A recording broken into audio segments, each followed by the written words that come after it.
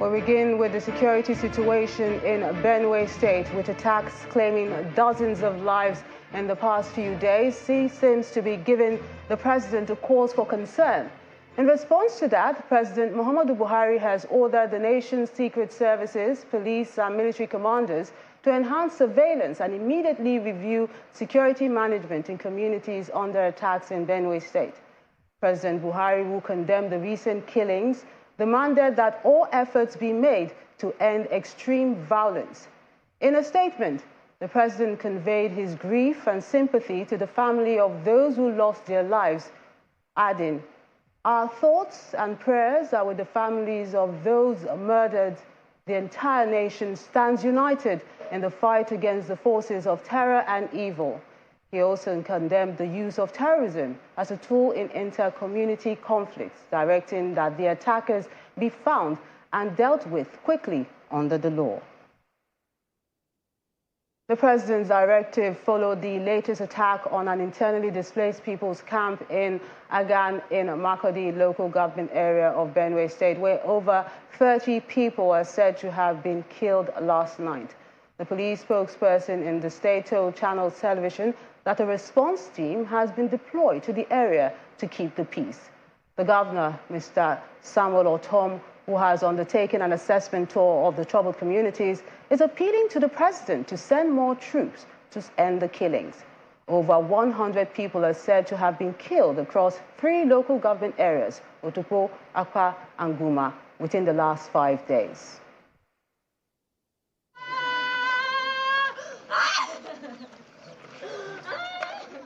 Since February the 25th, following the conduct of the presidential and National Assembly elections, attacks have been launched on rural communities in Kwande, Guma, and Gua local government areas of Benue State by suspected herders.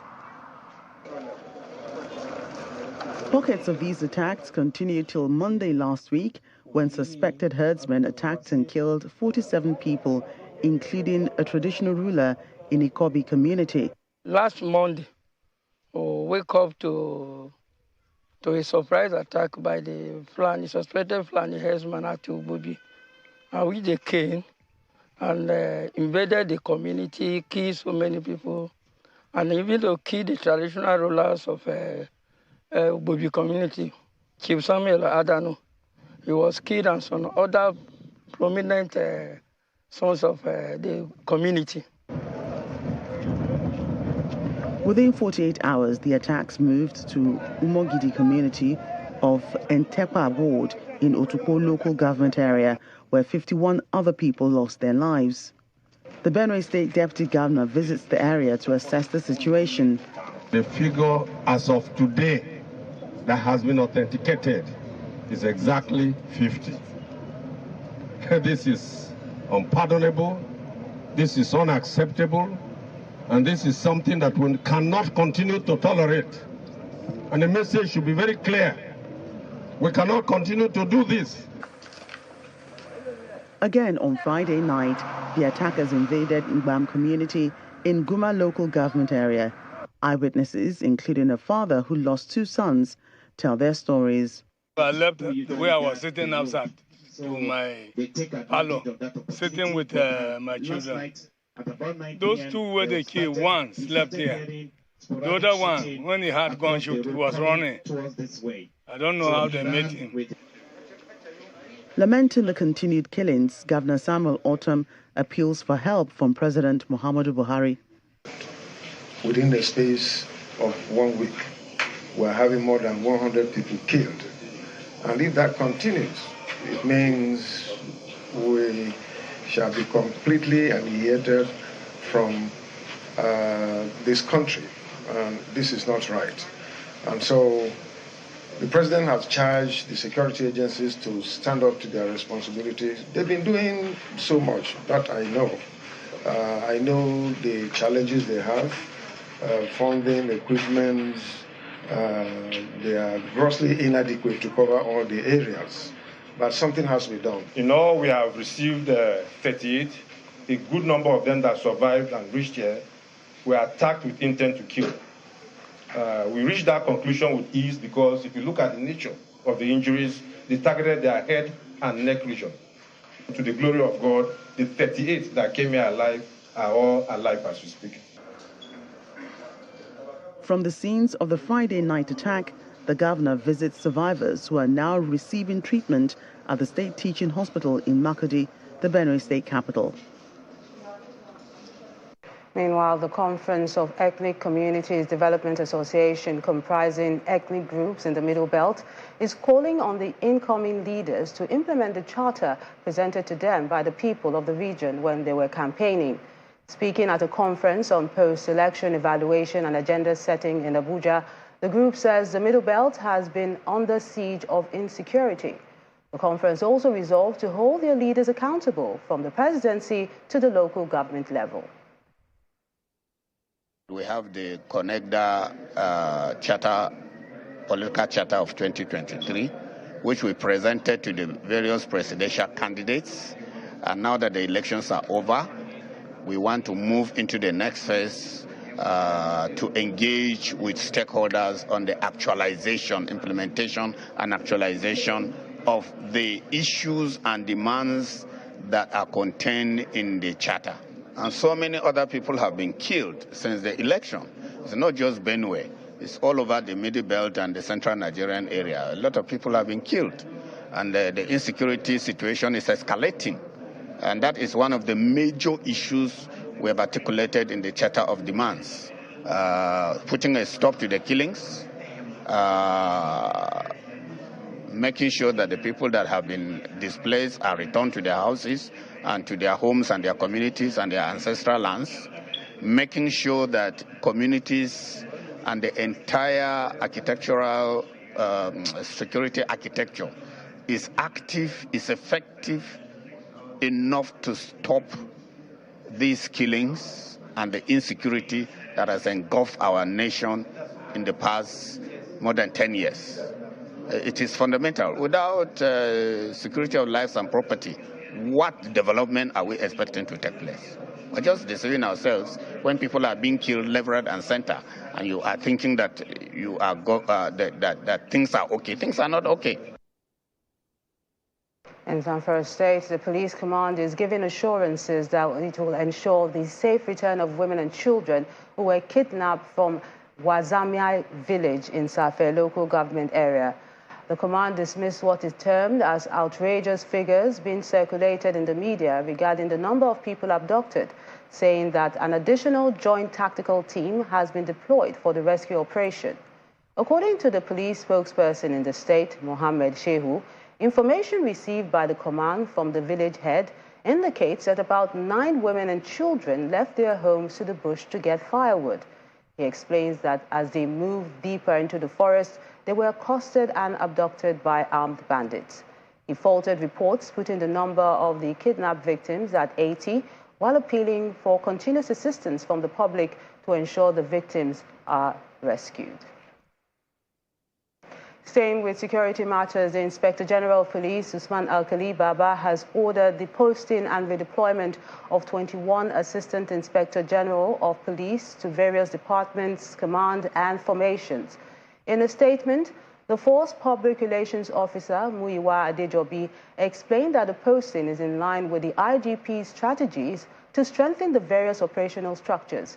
The IGP charged all the newly posted and redeployed officers to ensure that the activities of their new commands, formations, and departments align with the police reform mandate and all standard operating procedures in discharging their duties. Some of the IGs redeployed are Ahmed Abdurrahman, who takes over operations in Zone 14, Katsina. Ibrahim Kauje is now in charge of the police mobile force. The Special Protection Unit is to be led by Matthew Akinyoshola. Zone 12, Bauchi, will be supervised by Sylvester Alabi, while FCID Annex Lagos will be supervised by Frank Kumba. For the full list, please visit our website, channelstv.com. Away from security, the 36 state chairmen of the Labour Party have thrown their weight behind Mr. Julius Abure, the embattled national chairman of the party. The state chairman will brief the media after an emergency meeting at the National Secretariat of the party in Abuja today, faulted the National Working Committee, which announced Mr. Lamidi Apapa as the party's acting national chairman. They maintained that the NWC meeting did not meet minimum requirements of the notice for such a meeting and insist that Mr. Abure remains the national chairman of the Labour Party. Barrister Julius Abure remain the national chairman of Labour Party, along with very distinguished loyal members of the NWC. The 36th chairman condemned the act of political brigandage perpetrated by this small fraction of NWC led by Comrade Apapa and his gang. It is viewed that Apapa and others who were involved do not seem to appear as appropriate members of Labour Party, as no one member of us with the required sanity would destroy his own home. Those who were suspended by the party, led by the appropriate organ and with due processes, remain suspended.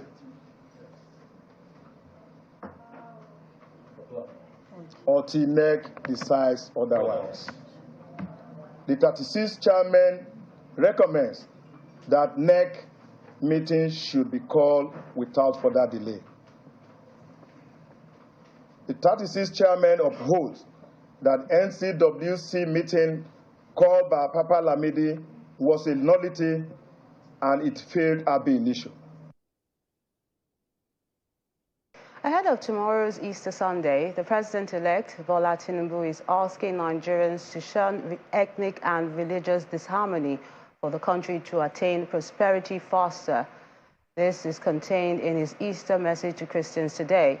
His message comes against the backdrop of ethnic tension that gripped parts of the country during the just concluded 2023 general election, prompting calls for national healing.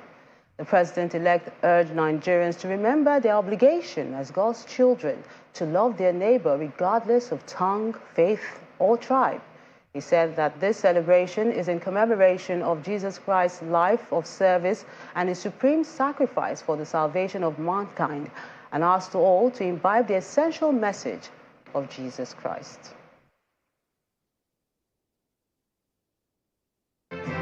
In part two, after the break, internally displaced persons in a Durumi camp in the FCT join in the celebration of Easter but maintain that they want to return to their ancestral homes to mark the festivity with their families. That's in a moment. Join us again. Welcome back. If you just joined us, you're watching the news at 10 live on Channels Television. A reminder of our top stories. The President orders the nation's secret services, police and military commanders to ramp up surveillance and review security architecture in Benue communities under attack. Governor Samuel Otom appeals for more troop deployment to halt the killing in Benue State following last night's attack on an IDP camp in Makodi local government area, which left over 30 people killed. Labour Party state chairman reaffirmed their support for Mr. Julius Abure as their national chairman, forced the party's NWC meeting, which announced a change of leadership. China begins rehearsing the encirclement of Taiwan with the deployment of long-range rocket artillery and other equipment during 3 days of military drills.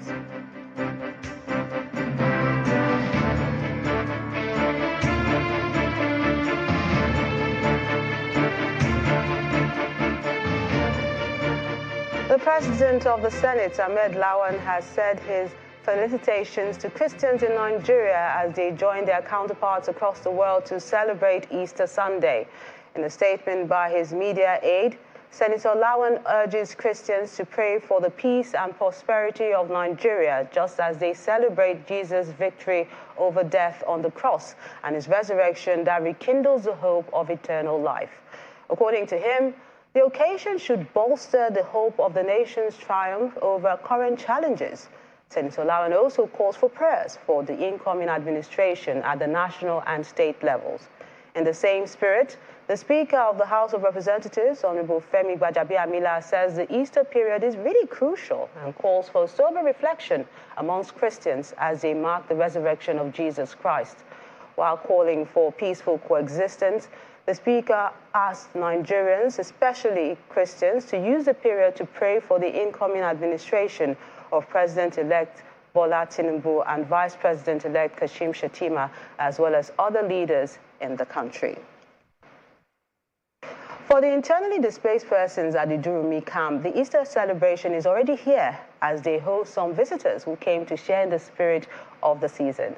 While expressing their gratitude for the kindness shown, the IDP say they would look forward to a time when they will all return to their homes to celebrate with their families and loved ones. It's midday at the internally displaced persons camp, but there is no Easter fanfare here. Women carry on with their chores while their young ones engage in their own kind of fun activities. Not long after we arrived at camp, some well-meaning persons come bearing gifts. The first caller is giving special attention to the children. Each of them receives a plate of food. This is a season of love. I believe strongly that love is the greatest gift that God gave to us. This is the Easter season where we're taught that Jesus came to die for us on the cross. So this is just me trying to reach out to these kids because I feel like they are the ones that can actually speak out when they're in pains or when they're hungry or something. So my main aim is to reach out to the kids. And then more goodwill pours in. This time, both the young and the old partake in the gesture.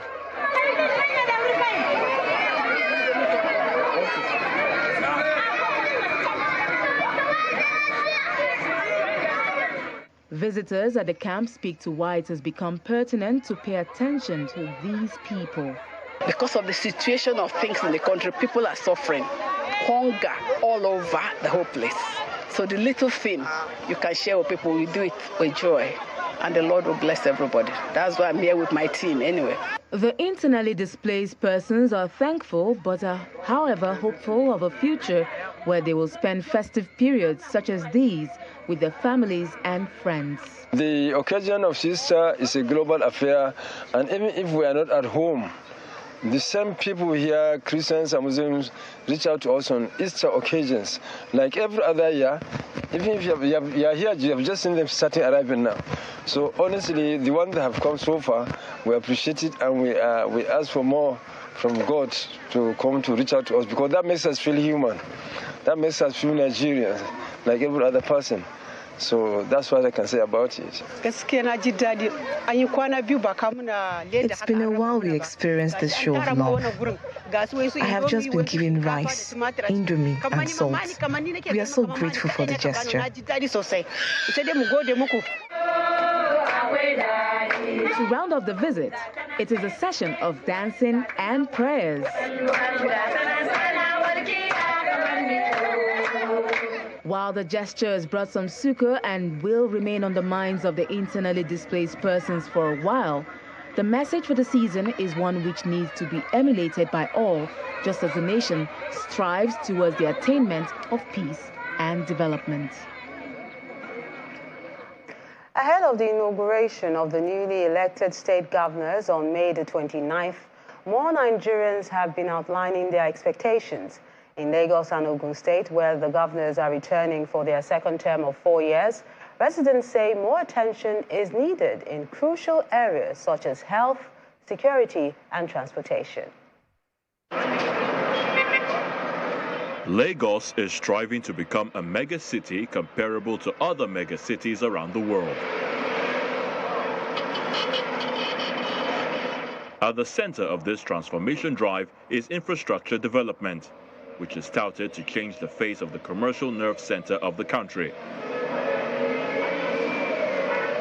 However, with the fourth mainland bridge project underway, and the Red Line Rail project almost completed, residents of the state believe that the administration of Governor Babajide Sanwo-Olu still has a lot to do in the next 4 years, particularly in the area of transportation, security, and provision of job opportunities. The state of the transport in Lagos does not really what could be classified as that economy as pronounced. So we really want him to do more in that aspect. Governor Sanwo-Olu should focus for security and provide job for graduates. In the area of health and housing, the people want the government to do much more than is currently the case. They should look for a way of maybe building a low-cost housing for people so that the landlords who are using their house as a major business to even frustrate people who are living in Lagos, there won't be that again. A lot of health center needs to be upgraded.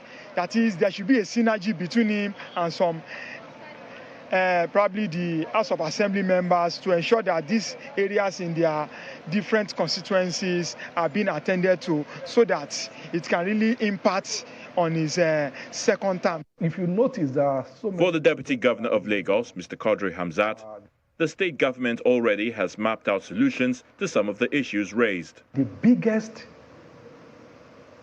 challenge for us is traffic management and transportation. So if we are able to resolve the rail, it changes the dynamics of our state. Remember that we must also look at the network before we build some of these roads so that you don't disrupt people's life too much.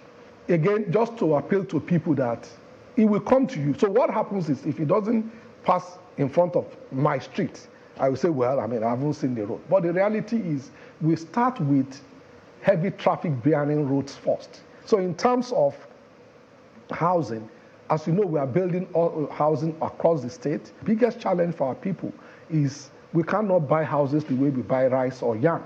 So that people need to be able to pay over time the moment you have a job. So that's what we need to do better. We are building a lot more. Shangotedo, it's 720 units going to be ready very soon. So we are building a lot more across the state, in Ajara, in Badagry, and so on and so forth. So what we need to explain to people is these are for first-time buyers. It's for young people that are just getting married and so on, so that they can actually start a life, buy it, pay over 10 years. A professor of economics at the Lagos Business School believes Governor Sanwo-Olu's first term witnessed some commendable achievements in some critical sectors, but wants him to address issue of ethnic diversity in the state. We've seen the rapid expansion of the road infrastructure. He's been involved in the construction of over 308 roads.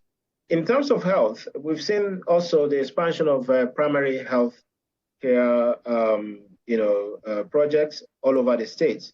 This election that just ended, we saw the rise of ethnic tensions in Lagos.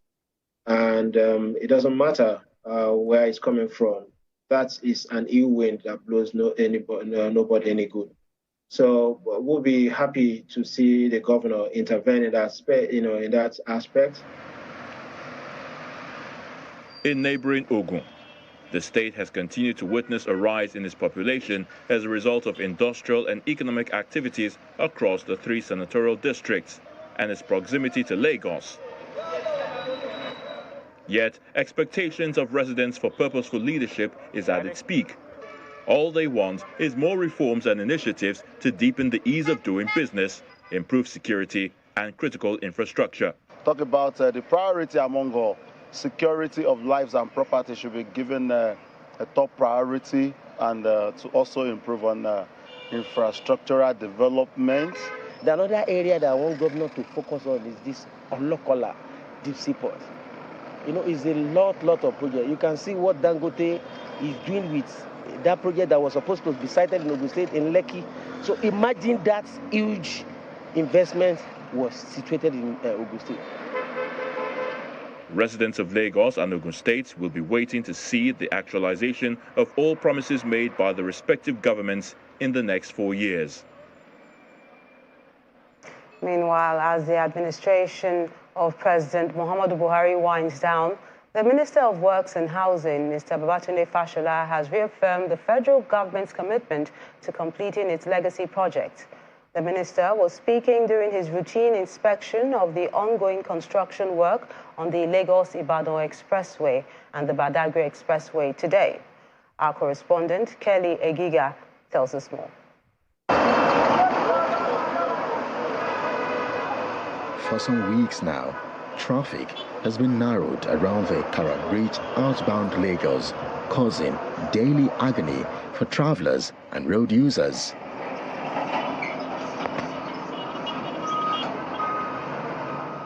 The gridlock has worsened, compounding the usual gridlock in and around Lagos metropolis.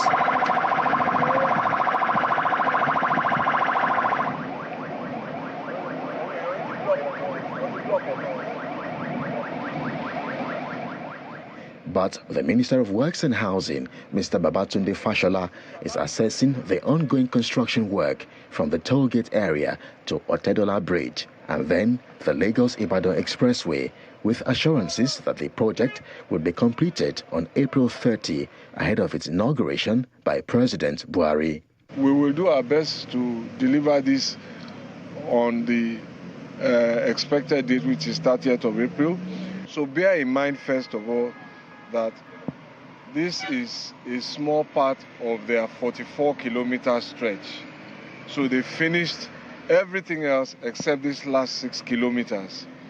And the reason they've kept it to the last is that it's the busiest, it's the most built up, it's the most difficult part. So if you are driving towards Ibadan now, once you pass this 6 kilometer stretch, you will see that the drive is smooth. So this is the one they saved for the last. And also because it's closest to Otedola Bridge, as they have explained, there is some technical reason why they have to leave all this to the last, so that in future they can avoid the risk of management of settlement in the approach to the bridge.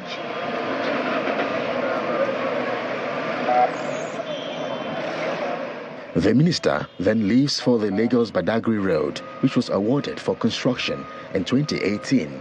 While highlighting President Buhari's commitment, he says issues around funding constraints are over with a partnership with the NNPC. You can see that we are making progress. It's been a difficult undertaking, but clearly it's better than what it looked like in 2015. So this is evidence of the commitment of the Buhari administration to our infrastructure. More importantly, I think people should remember this Badagry Road is part of the Lagos-Abidjan Highway. So this road serves over 40 million commuters all the way to Ivory Coast. And whilst we are looking for funding to expand and upgrade the road all the way to Abidjan, Nigeria has taken leadership here by starting her own section. And this is part of the NNPC investment, funding on roads through the tax infrastructure project policy. Hopefully, these assurances will bring a sigh of relief to motorists and commuters by the end of this month as work on the ever-busy Lagos-Ibadan Expressway winds down. Kelly Egiga, Channels Television News. To health matters now, a professor of virology, Wale Tomori, is challenging the federal government to create an enabling environment to motivate Nigerian-trained doctors and other health workers leaving the country to reconsider their choices. He faulted the House of Representatives for passing the Medical and Dental Practitioners Act Amendment Bill 2022, which seeks to mandate medical graduates to render services within the country for 5 years before being granted full license. According to him, if the bill is made a law, government officials should equally stop seeking medical services abroad. He was a guest on our breakfast program, Sunrise. We talk about capacity building, we don't talk about capacity retention. You need to create an enabling environment for that capacity you have built to function. If you train me as a doctor and the facilities are not there, you want me to spend 5 years doing nothing? These are some of the things. So we must create that enabling environment for people to stay. My generation stayed because I had something to work with. You think I would have stayed in Nigeria if the country, I mean, you mentioned the time when people used to come to UCH from outside the country. If the situation was not like that in Ibadan, Virus Lab where I was working, I mentioned to you I used to go to local government and do those. If that situation was not there, you think I would have stayed? I wouldn't. So I don't blame all those who are leaving. It is not patriotism or lack of patriotism. You create that a brain will drain to where it can be nurtured, and that's what is happening to us. Before you give that law to say stay for 5 years, you must create the environment for the person to work. If he doesn't have a place to go, no electricity, no hospital, no what is he doing in the 5 years that he's going to stay? Yeah. So you solve that problem first. You can't pick out just one group and say you must stay. Well, there are other people who are leaving the country. Engineers are leaving, nurses are leaving, people are leaving. It's not just those. How many of the young people are going out of this country? How many of them? IT experts. If you don't create that enabling environment generally, people will not stay. So let the law go for all of us in every aspect. Then we can then come and solve all the things together.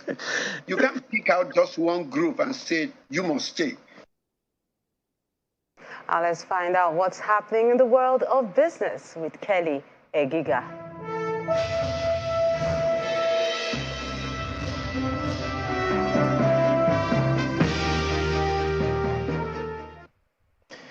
Many thanks, Melinda. Let's talk business. A report from the United Nations Food and Agriculture Organization is revealing that world food prices have recorded a decline for the 12th consecutive month in March. And it is the first time that the index has fallen for a full year.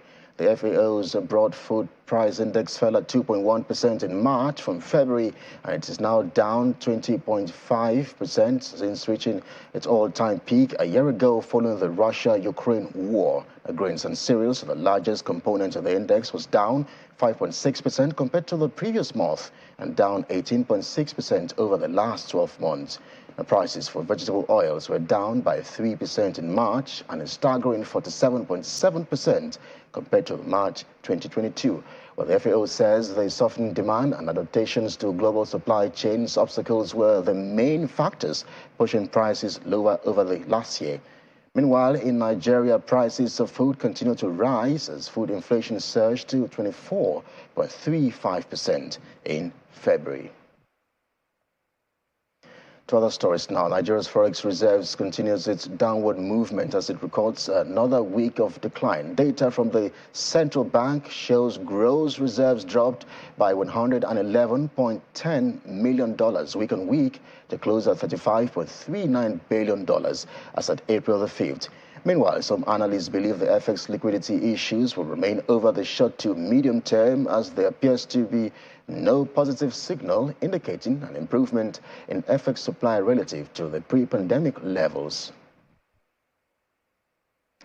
Let's stay with Forex as the market trading activity at the FMDQ exchange closed negative this week as the total turnover of transactions carried out at the FX spot, forwards and futures markets fell by about 1/3% week on week to over $535 million.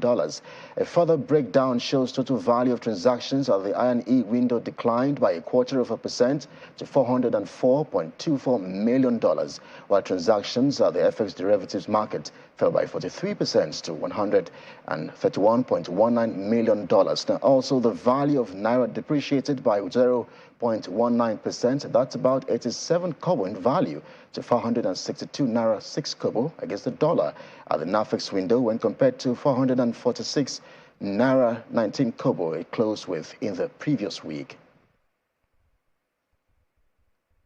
Local bourse continued its descent for the 4th consecutive week as massive sell-offs of Airtel Africa heaped greater pressure on the market, causing the benchmark index to plummet by 2.3% week on week. Activity levels mirrored the decline of the market's broad gauge as trading volumes and value declined by 49.1% and 42.8% respectively.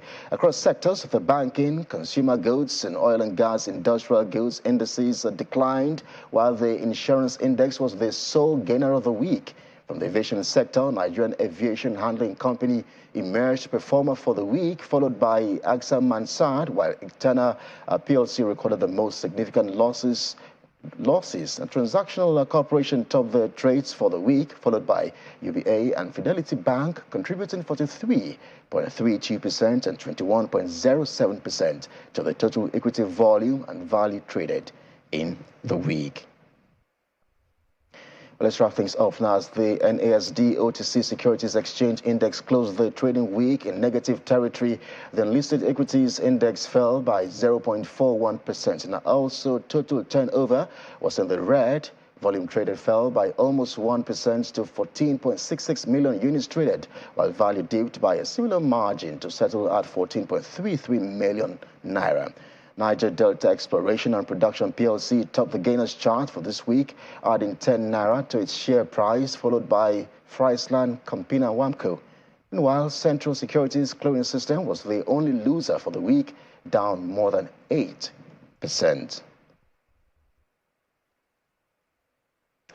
And that does it for us here on the Business Desk at this time. Thanks indeed for watching. I am Kelly Egiga. It's back to you, Melinda.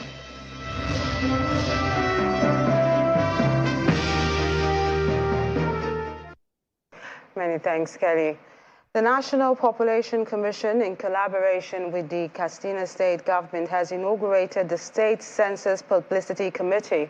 The inauguration of the 24-member committee is coming exactly 27 days to the 2023 Population and Housing Census, billed to start on May the 3rd, and will be led by the Deputy Governor, Alhaji Manil Yakubu. As part of strategies to ensure successful conduct of the 2023 Population and Housing Census, billed to start on May the 3rd, 2023, the National Population Commission, NPC, has been putting out public enlightenment programs to educate every citizen in every nook and cranny of the relevance and benefits to be derived from the conduct of a population and housing census. The Commission has been soliciting the cooperation of the Nigerian citizens in all cadre of life in order to facilitate the exercise. This particular inauguration ceremony of the Katsina State Census Publicity Committee for the 2023 Population and Housing Census is one of the strategies to ensure that enlightenment gets to grassroots and people living in rural communities have a good grasp of the processes and methodology of the 2023 Population and Housing Census. The vision of the 2023 census is to produce not only accurate, reliable, and acceptable census data, but also an inclusive and user-friendly data that will be used by all segments of the society for development planning and critical program interventions. Therefore, as part of this commitment, the Commission will deploy full digital technology in the conduct of the census, and it will leave no stone unturned in ensuring that the result of the census is acceptable to Nigerians. The chairman of the committee and deputy governor of Katsina State, Manir Yakubu, recalls that the last population census was 17 years ago, and the data from there placed Kano State as the fourth most populous state in Nigeria. He announces that the state government is committed to the 2023 census and has set up two main committees to coordinate the exercise. The two committees have been mandated to deliberate, strategize, sensitize citizens on the conduct of the 2023 National Population Census in the state. Similarly, Local Government Publicity Committee has been constituted to ensure effective publicity coverage for the exercise at local government levels. Accordingly, therefore, His Excellency the Governor of Katsina State, Right Honorable Aminu Bello Masari, CFR, approved the composition of the State Census Publicity Committee. The National Population Commission continues to reiterate its commitment to the 2023 census and will see that it is done right and professionally in order to produce accurate, reliable and acceptable census data that will be used by all segments of the society for development planning and critical program interventions. Let's head to the Niger Delta, where the interventionist agency, the Niger Delta Development Commission, NDDC, says it will soon unveil plans to step up agricultural activities in the region to ensure food security. Speaking during a visit by the Kasha International Agricultural Development Organization at the NDDC headquarters in Port Harcourt, Rivers State, The Executive Director Projects, Mr. Charles Ogumola, says such plans will include actionable steps to promote modern commercial agriculture in the region. The country representative and director, African Projects for Kasha International Agricultural Development Organization, Hilda Joseph, says the organization is ready to work with the Commission in introducing modern reproductive methods in breeding animals, especially goats, in the area. It's very funny for a commercial farmer have to wait for the natural course to have the goat meat. So what we introduce into Nigeria is artificial insemination. And that works overseas everywhere in the world. The luck that you have is calving in Nigeria is so beautiful because it takes 6 months for a goat to deliver. Back in America or elsewhere in Europe, it takes 1 year to calve. But back here, and the goat, when it delivers, it will have up to 2 kids, 3 kids. So you're so blessed, man. So if you do artificial insemination in that, it's going to be very cool. We saw this as a way to partner and invest in something that could potentially be explosive. It could potentially give a lot of mileage to livestock management and livestock reproduction as we see it today.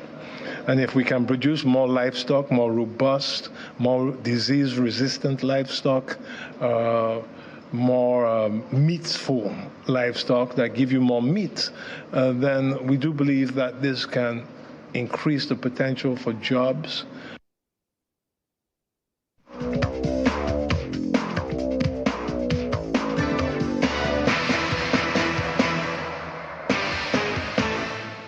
In the world of sports, the Africa Arm Wrestling Confederation has confirmed that it will feature at next year's Africa Games in Accra, Ghana.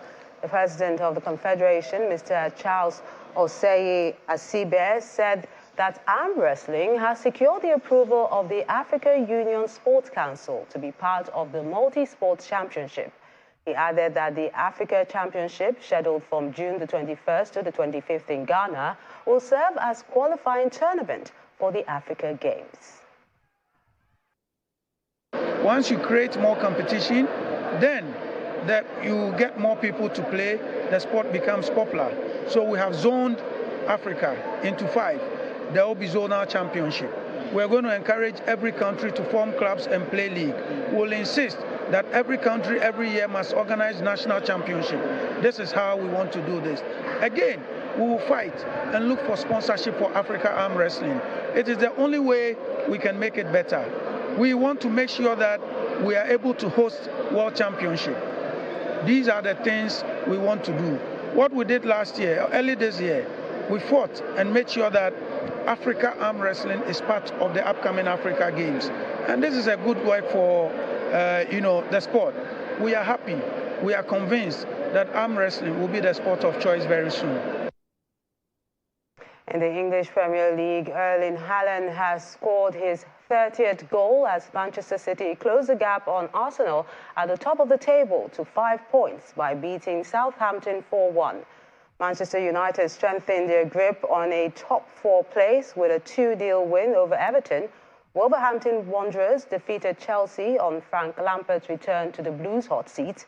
Son Heung-min scored his 100th goal as Tottenham Hotspur rode their luck to beat Brighton.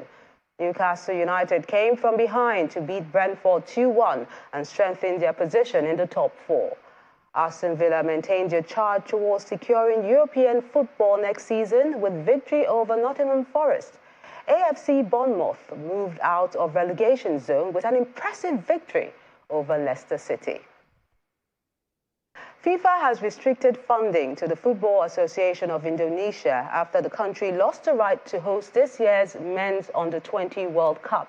The FIFA president, Gianni Infantino, explained that funding would be frozen until further notice. He said the World Football Governing Body would assess a strategic plan to improve Indonesian football before lifting the restrictions.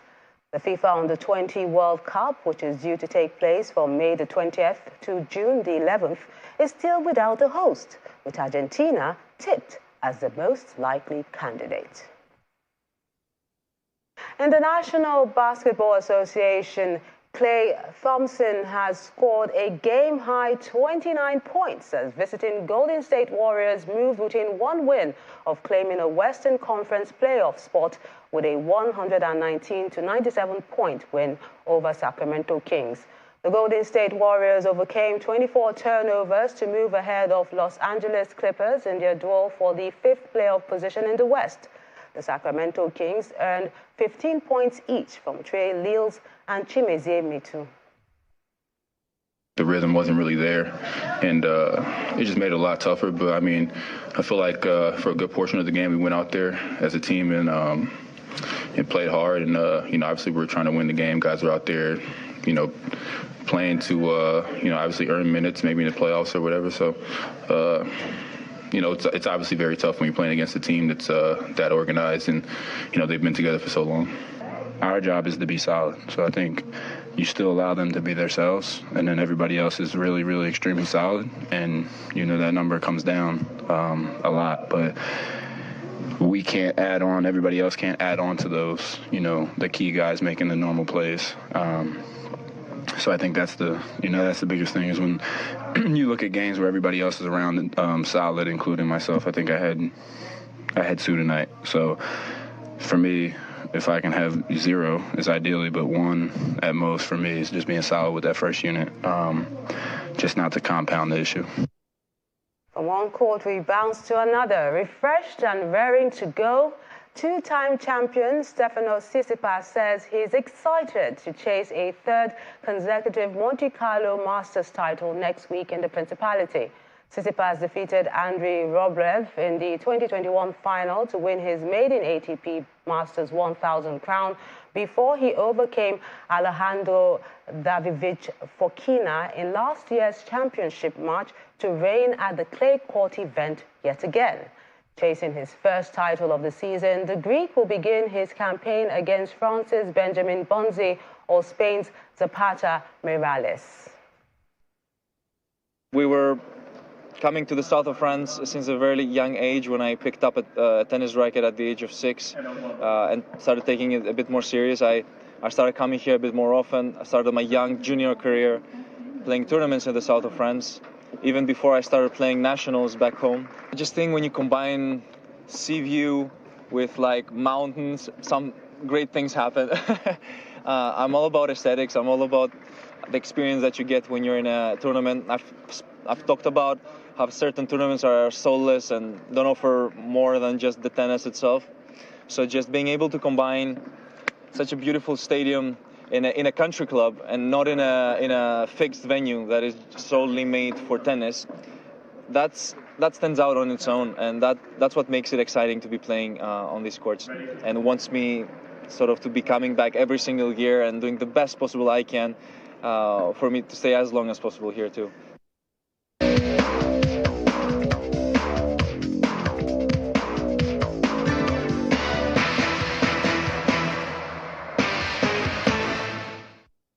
On the international scene, Rwandans as well as Africans and the world may never forget April the 7th, 1994. On this day, about 1 million Tutsis were killed by Hutu extremists.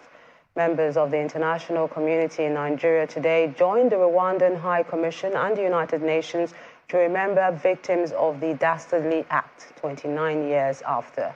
The solemn event took place at the UN House in Abuja. A minute of silence by members of the international community.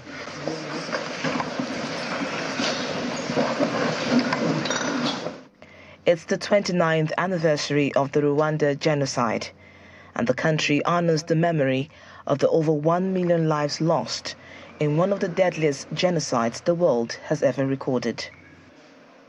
The remembrance opens deep wounds. However, Rwandans have been commended for refusing to be defined by their tragic history. There is nothing Rwandans cannot overcome through unity, hard work, and perseverance. We need to encourage young Rwandans to learn about our past so that we can lead with historical clarity. I thank my fellow Rwandans for the courage they have shown in overcoming impossible odds. The United Nations also recognizes the journey of the Rwandan people towards healing and reconciliation and highlighted the dangers of hate speech and rising intolerance. We remember with shame the failure of the international community. A generation since the genocide, we must never forget what happened and ensure future generations always remember how easily hate speech, a key indicator of the risk of genocide, turns to hate crime. Rwanda, we never remain insensitive to that, and we are ready to work with all the nations to ensure that our commitment to never again is not just mere words. The Nigerian government representative at the solemn event believes the country can borrow a leaf from Rwanda on how it turned its challenges into opportunities. While the Nigerian government acknowledges the efforts made by the government and the people of Rwanda in managing the shocking cruelty with a strong spirit of reconciliation and sustainable peace recorded, I employ us all to work very hard in resolving world crisis. The lesson from the Rwanda genocide is clear. Nothing good comes out of prejudice. Reconciliation is sometimes a tall order, as the past cannot be changed. But with forgiveness and healing, we can move forward. Victoria Longchan, Channels Television News. Before today's event in Abuja, the 29th anniversary of the genocide had been on in Rwanda, culminating in an event yesterday in Kigali, where President Paul Kagame applauded Rwandans for turning to nation building. Mr. Kagame also used the opportunity to advise against the use of hate speech, which he says led to the sad incident of 1994.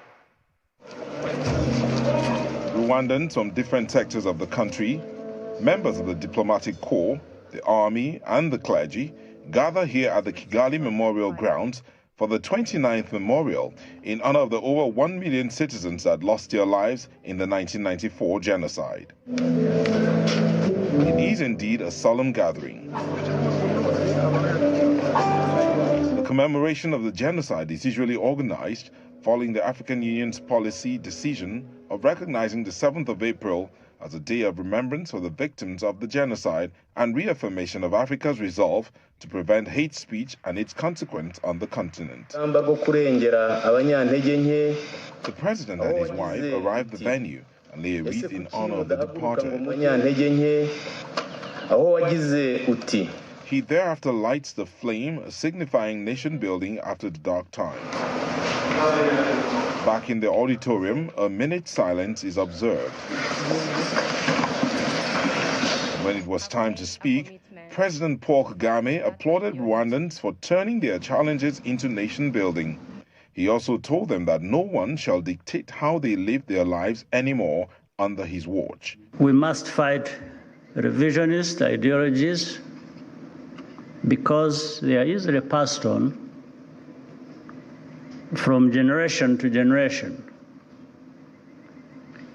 We must fight denial because that is how history repeats itself. Rwanda's youth are privileged to have a country to call home. Some of the survivors share their experiences and life after the genocide. So it means a lot to the country we are building today. There are an initiative called out by the government of Rwanda through the museum. When we feed the museum, we are emphasizing on a traditional court called the Gacaca, how to help us to reconcile people of Rwanda. Those are the government's initiative, but also the individuals' initiative come from survivors who made a step of forgiveness. It was very dangerous because they killed all my families at parish and the former the office of district Kamembe. So also they violated my mother. The media, propaganda and hate speech played a pivotal role in the 1994 Rwandan genocide. A departure from these to national unity forms a major part of this 29th year anniversary. China's military is seen to be rehearsing the encirclement of Taiwan during 3 days of military drills. The exercises began hours after the president of Taiwan returned from a trip to the United States. Beijing, which views Taiwan as a breakaway province of China, calls the operation a stern warning to the island's government. The Taiwanese Defense Ministry reports that 71 Chinese military planes and 9 ships crossed the Taiwan Strait Median Line, which is an unofficial dividing line between the two countries. And the main news again.